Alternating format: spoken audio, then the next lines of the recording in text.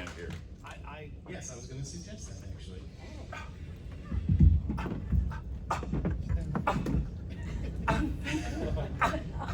You're having way too much fun doing that.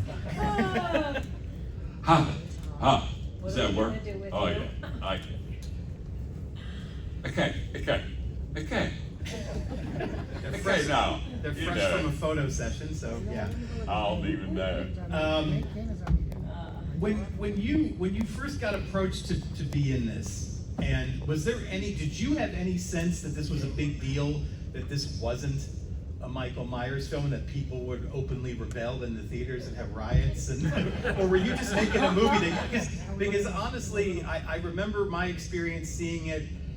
I think I knew going in it wasn't supposed to be Michael Myers, and they were trying out this anthology thing, and I loved the movie right off the bat. And I know like probably a lot more people say that now than actually said it at the time, but when you were making it, did you have any sense there was going to be an issue with fans about this? I had no, nothing. I think I just loved the script. I loved the character. I had only seen Halloween 1 after I got the part, so to just kind of know what was going on, but knowing that ours was completely a departure from the first two, so no, it was a surprise that people were so upset, and everything that happened. All of this is a surprise to us. What about you, Tom? You were a little closer. It never occurred to me that it was a problem. It was, I hadn't been doing that many films. I had done The Fog for John before this, and I think this was the next one in John's realm, right? And I was invited to do it. I didn't have to audition for it. I didn't have to, and I was just invited by John and Tommy Lee Wallace, and I thought, oh man, this is great. This is a great job. And I read the script, and it was a wonderful role, and if I get to play with a beautiful young girl, though I didn't know at that time that it would be Stacey until we, that's another story. And she, so it never occurred to me that it was, I didn't know it was an anthology or intended to be part of an anthology or anything. It never occurred to me that people would be pissed off that Michael Myers wasn't in it. And the first time I did one of these, yeah, somebody came up to me and said, I hated this movie. Where the hell was Michael Myers? And I said, I don't give a shit. And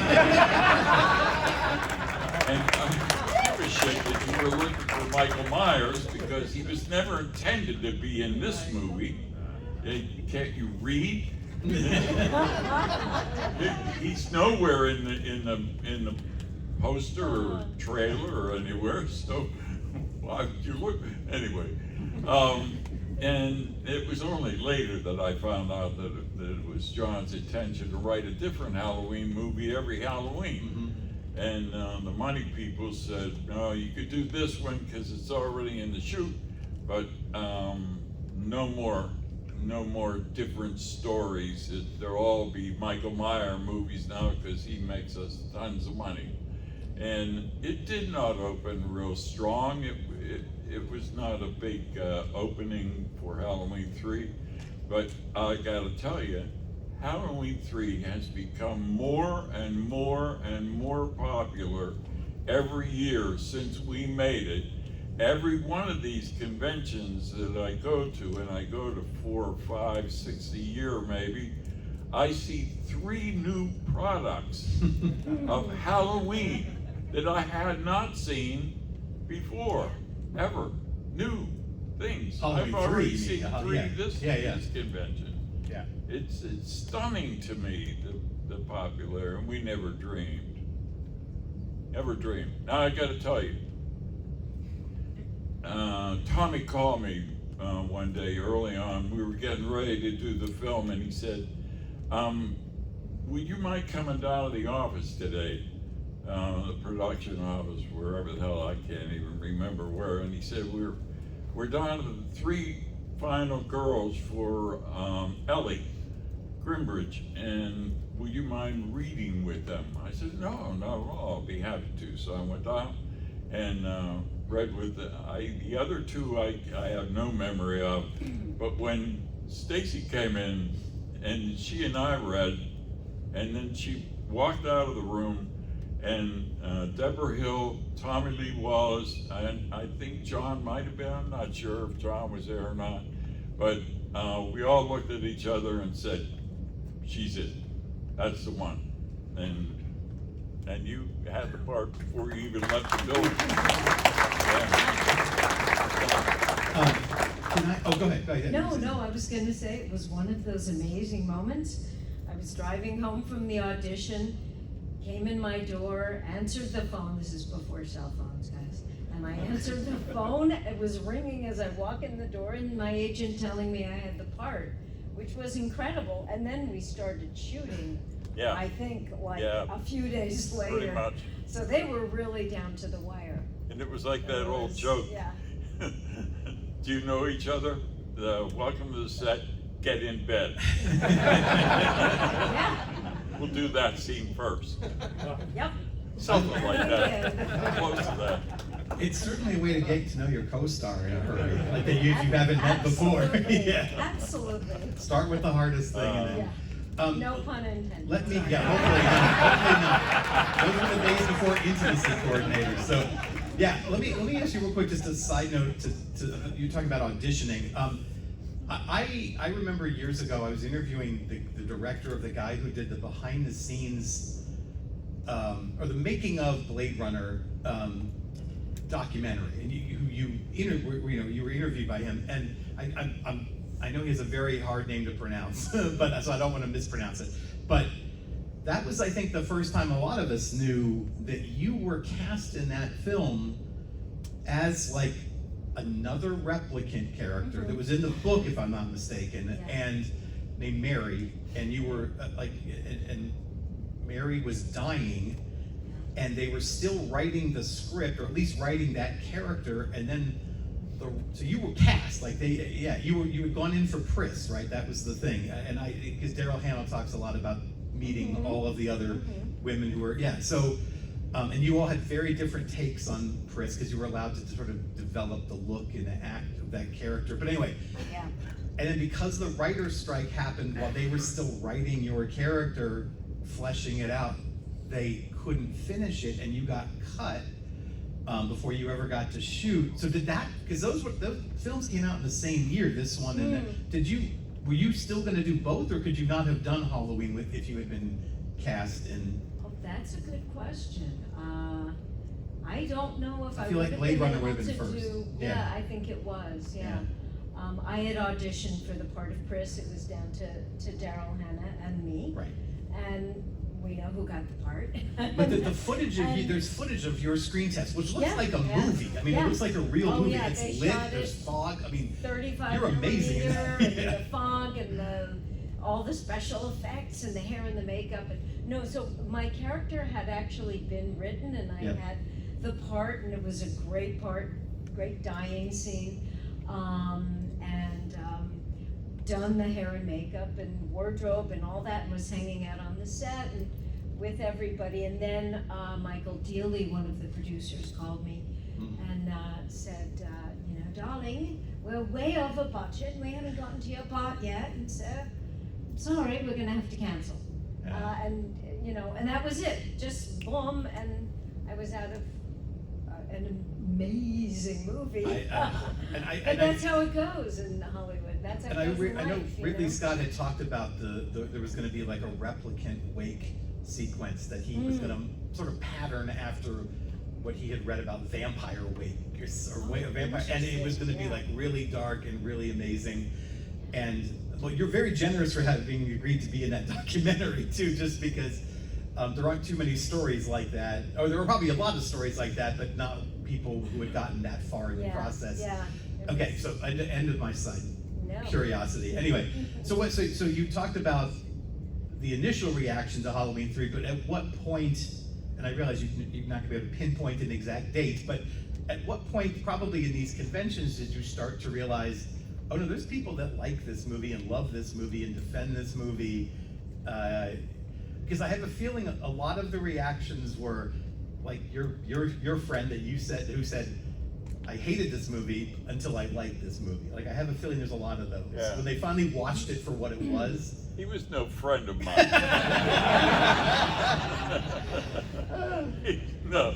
Well, was there a certain point where you were like, I don't think it was long after that, though, that people started, having a very positive reaction to Halloween 3, and then people started saying, I like Halloween 3 better than the other Halloween 3s. There are Halloweens. It's now my very favorite Halloween movie, and my girlfriend and I watch it every year, or my family and I watch it every year.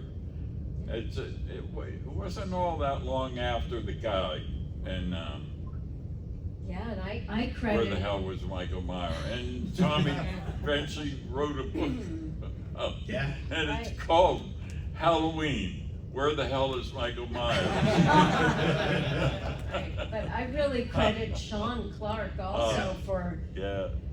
Who's here? getting Who's in it? all Yeah. and knowing that he saw something in this movie and saw that there were fans like all of you out there that has made this build over the years. It's miraculous to all of us. We never expected anything like this. Yeah. Just today, there was 2 kids came to my table. A little girl brought by her dad, and her name is Lane.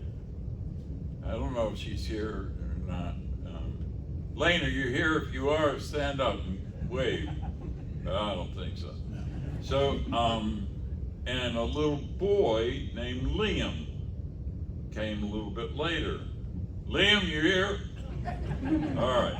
So I said to the girl, she had the music disc of Alan's music from Halloween 3. And I said, do you like the music from this movie? Oh, it's awesome. Have you seen this movie? It's awesome. I love it. And I said, wow, how old are you? And she said, 8. And I thought, my God, this is a whole new fan, a whole new generation of fans. And the kid was about 7 or 8, Liam, and he loved it. And it's just stunning to me how the movie has grown and grown and grown and grown, and we haven't done anything since 1982 or whatever the hell it was that we shot it to make it any different. It's just, it's a good movie. It's a good standalone, old-fashioned kind of horror movie. And you can care about the people in it, unlike some like Saw and those kind of, I don't. Well, what's kind of funny is that even if people didn't dislike the movie initially because there was no Michael Myers, they might have disliked it because the ending was ambiguous, and they. Yeah, that's true. I know they frustrated a lot of people, but I want once and for all, finally, did your character stop the 3rd broadcast? Do you think he did? Absolutely. Yeah. So it's a happy ending. There we go. They managed to get all those stations off the air, and the rest of all the children in the world survived. Thank God. Yeah. Oh, can you imagine the alternative? A little bit. Yeah. Yeah. It's pretty dark. The ending is kind of dark, I think, right? Yeah, even We being don't ambiguous know. is dark, yeah, for sure. I think I had read somewhere that part of the daily ritual, at least when you two were shooting together, was that Tommy Lee would get you together at the beginning of the day and just kind of go over the day, and maybe even, I mean, was he open to like small changes or even big changes in terms of some of the stuff you got to do from day to day? He was very, very open to that, very, very much so. Where we were able to read through the scene and say, maybe this sounds better, whatever. He was very collaborative, and I think that's part of, him being a musician initially, having that kind of collaborative and improvisational take towards it, which was great. It made it so much more fun. Do you remember that? Do you remember that? Yeah, I do. I agree. He is like that. And, he's a very open guy, and he knows what he wants to get out of a scene, but he'll let you get there the best way you can get there. And it made it enjoyable and more of a pleasure. Then I must say, I have to admit, John Carpenter is not the most sociable guy. He's rather asocial. He's kind of coldish, and he knows what he wants to get out of a scene, and he wants you to do it the way he wants you to do it. And but he makes wonderful movies. My favorite movie by John Carpenter is the Starman. Oh yeah. Is that? Yeah, Starman, with yeah. Jeff Bridges as an alien. Oh, I love that movie. And I think John did a great job with that. And I think he cared about the people in that more than usual for him, for sure. Him, Jeff and Karen, I forget, your neighbor. Karen Allen? Yeah, her, Oh. Alan.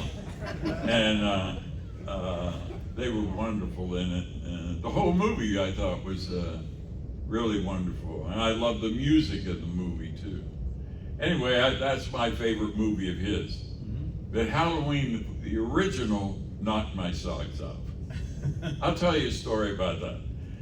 Halloween, the original, Adrienne was dating John and said, my wife at that time was, they were best friends. And Adrienne called that John just directed, and it's gonna be at the Directors Guild over in Hollywood, so you come over there and see it. And we did, and we took Jeannie Russell, friend of ours, with us. And we're sitting down in the frontish rows, and I was in the middle, and they were on both sides of me, the two girls, and they're both spent most of the movie like this. Oh God, can we look? Yeah, sure, look now.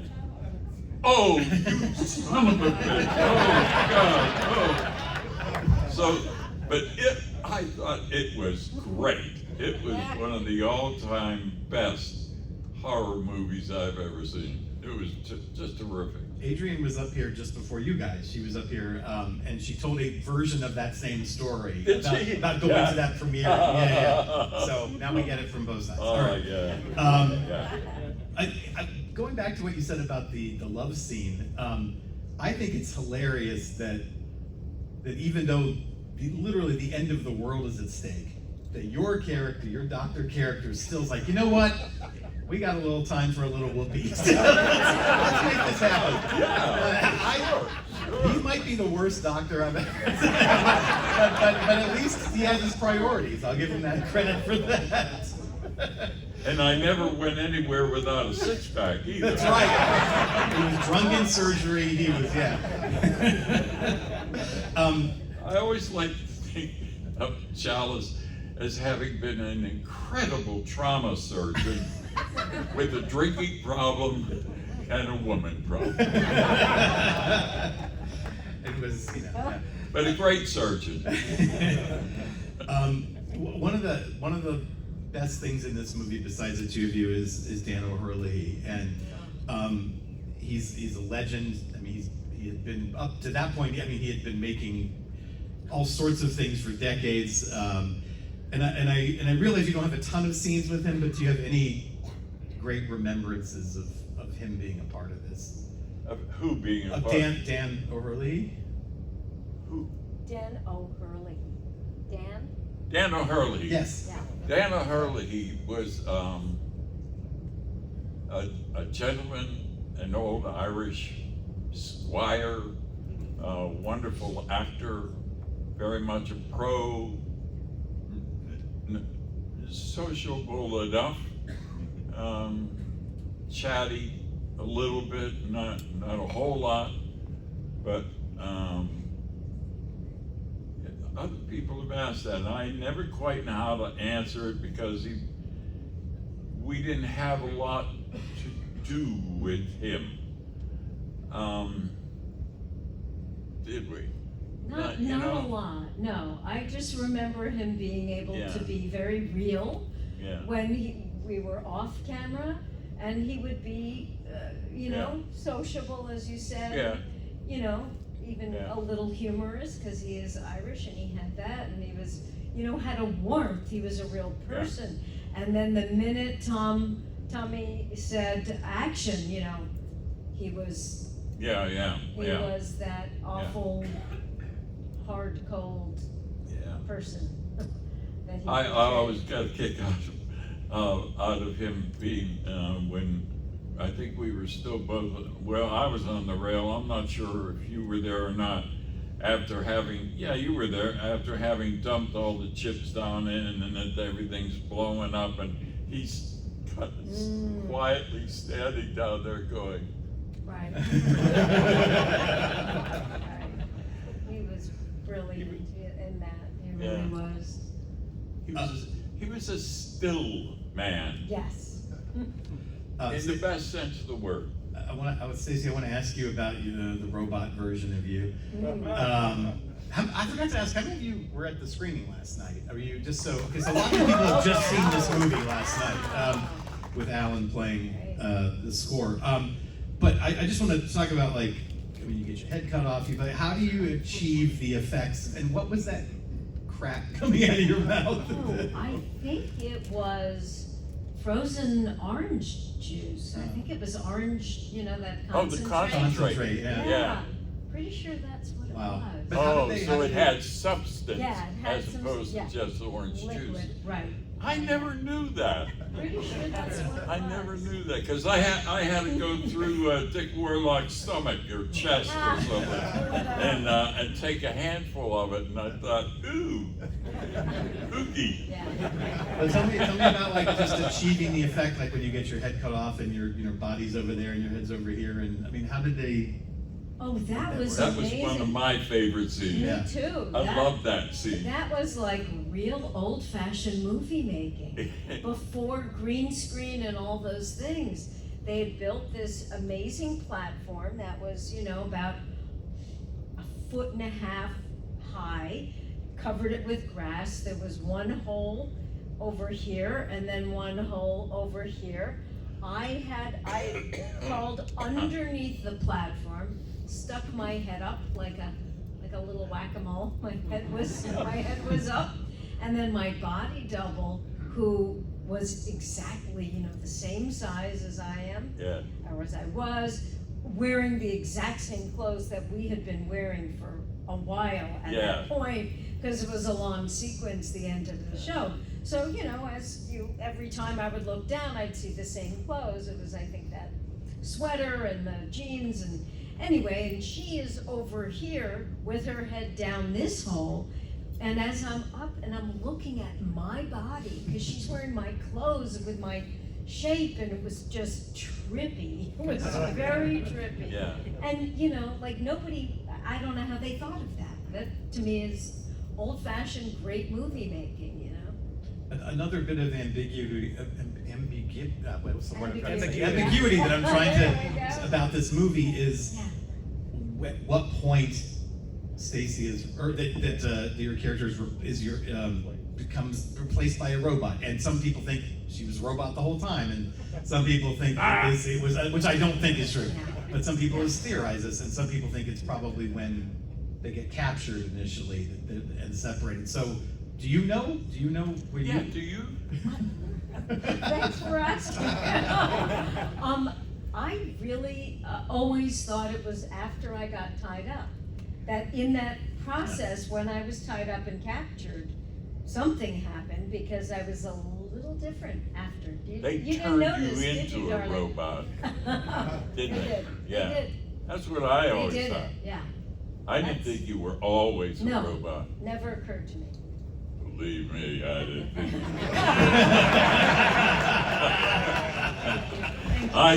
I thought they turned you into one Right. later. Yeah, Right.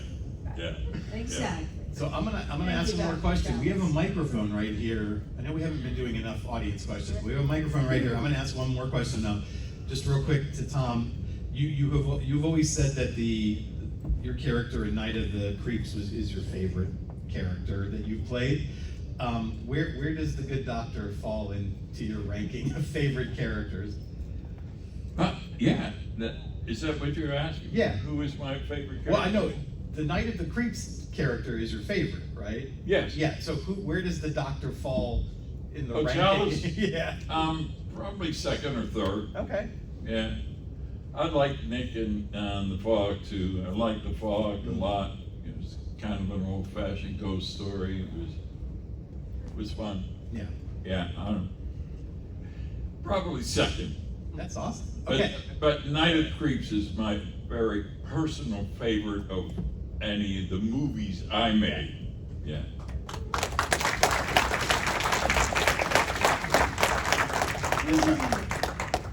Since John. Wait, is that on? Is that? No, it's not. Flip the little switch on top. Either one's, or I'll give you mine if it doesn't work.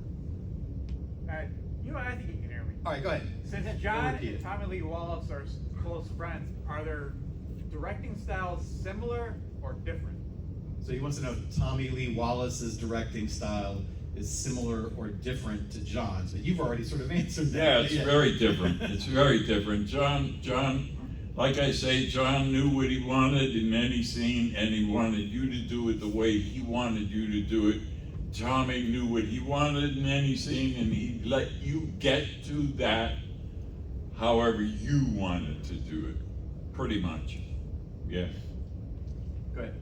See, is it on? Oh, it is on. There it is. Hi. There we go. So yesterday the question came up. They wanted to know what moments in movies kind of creeped you out as a kid. I didn't really have many, but the two that stand out for me were Season of the Witch, with the whole shrinking the heads and the roaches, but also Night of the Creeps. There's something about the slug in the mouth just really creeped me out. So I'm wondering, for each of you, is there a moment in any movie that really kind of ultimately creeped you out, or you hear about a lot that gives people creep factor? Oh, wow. I was pretty traumatized after seeing The Exorcist on the big screen when it came out. Oh. And I remember not being able to sleep for weeks, really. And so I didn't ever watch horror movies after that because it was just too awful. So yeah, the head spinning around and all that stuff that happened in that movie. You guys remember that movie? Yeah. So that was it for me. I was done. How about you, Tom? Yeah. I don't know. There's certainly none that I was in that creeped me out. But I'm old. I'm an old guy, and the movies that I grew up loving in the horror realm were the original Dracula, Frankenstein with Boris Karloff, and all those old movies. But the first movie that gave me chills was the original The Thing. Not John's The Thing, the original Thing, with Howard Hawks, and it was 1951 or 3, I can't quite remember. But I was a kid in Knoxville, Pittsburgh, it's a suburb of Pittsburgh, not Tennessee, and a bunch of the gang of us. There's always gangs when you're little, and Timmy McCleary and Dickie and Davey Hesh, the twins, and my brother Dickie and Georgie Harrison all went up to the Harris Theater to see The Thing. And it was there on a Saturday afternoon. It was just great. Knocked my socks. I loved it. I loved all the chatter, all overlapping. Nobody ever did that in a movie before, where all these reporters and everybody were in it. What the hell was that? What landed? What the going on? I gotta get off the phone. Give me that phone. And it was. And then they said, let's go out and see. And they went out to the ice and they saw the shape under the ice. And then they all walked out and formed a flying saucer under the ice. And I went, ooh. And then later, they dug whatever was in there out of it and put it in the radio room with the radio man, and he didn't want to look at it, so he threw a blanket over it, but it was an electric blanket, and it started dripping, and then the rest of the movie, it scared the shit out of me in the most delicious way. I love that movie. A week later, it's playing over in Allentown, over the hill, and I said to Georgie and Dickie and Davey and Dickie, and you guys want to go see it? Hell no, we saw it. I don't want to go see it again. I did.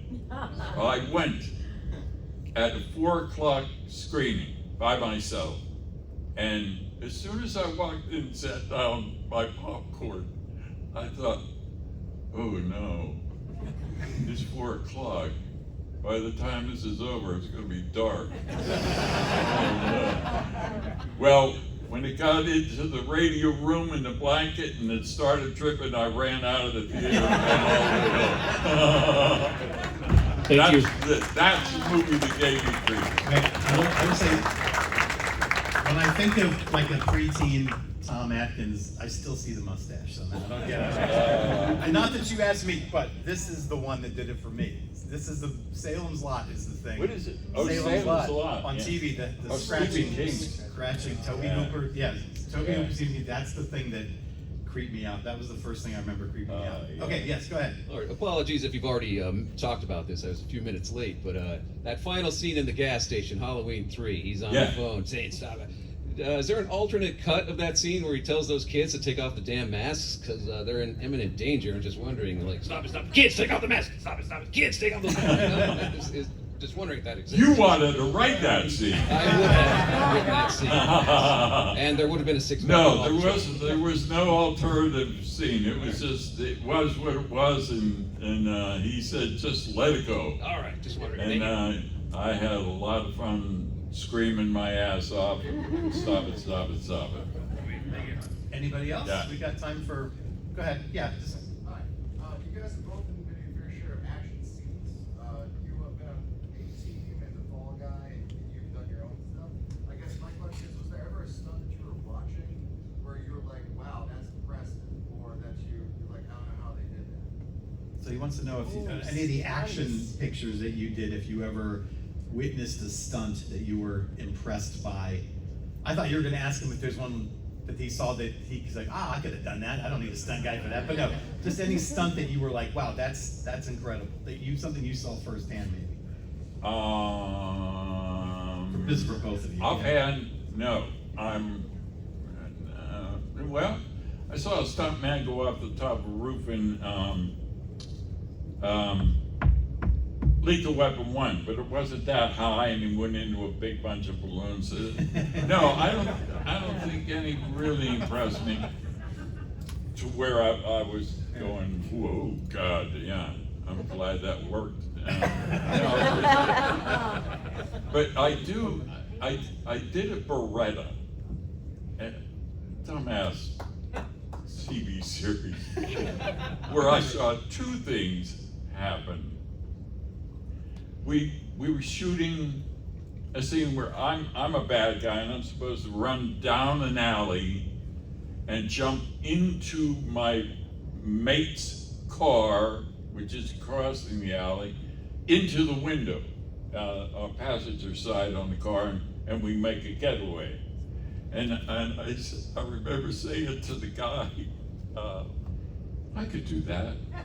That's one of those. And I said, I'd like to try that. And he laughed at me. It turned out it was Hal Needham. Oh, yeah. And he said, no, you're not gonna do it. I'm gonna do it. I get paid to do it. You don't. And he did it and made it look easy. I would have killed myself probably. Missed the window, fallen under the car, and Right. find a new actor for this part. But the second Oh, thing there's another one.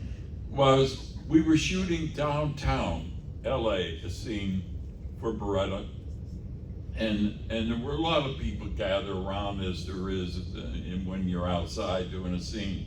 A lot of people around the fringes and a lot of cops. And I thought, wow, what are all the cops here for? Well, some guy came out of the crowd and hit a guy in the front line of the crowd who had a really nice looking briefcase. Slammed him over the head with something and knocked him down. His head is bleeding, and grabbed the suitcase and ran. Immediately, there were 3 cops on him, down on the ground. And you know what was in the suitcase? The guy who hit the guy was a homeless guy, and the guy who was holding the briefcase was a homeless guy. There were some clean clothes in the briefcase. Wow. That was it. Nothing. Wow. None. Wow. What about you? Oh, I'm in awe of any of those stunts that the stuntmen do. I've gotten to work over the years with a lot of them. I did a TV movie called The Triangle Factory Fire Scandal, which was about the original Triangle Fire, where, you know, all the people were dying, the young women who worked in the garment factory. And so people in real life and in the TV movie jumped out of the windows to live, as they did on 9/11. And so I got to see a lot of that jumping, a lot of fights, and a lot of the TV movies and, you know, episodics I've done where they're breaking through the sugar glass or whatever they call it, and the fake. Yeah. I mean, these guys are amazing, those stuntmen. So that was a very cool question, whoever asked that. Guys, we've run out of time. Please go visit them. You still have a few hours left to go visit them at their booths in the dealer room. Thank you both so much for being here. Thank you, and thank Tom Atkins, Stacey Nelkin.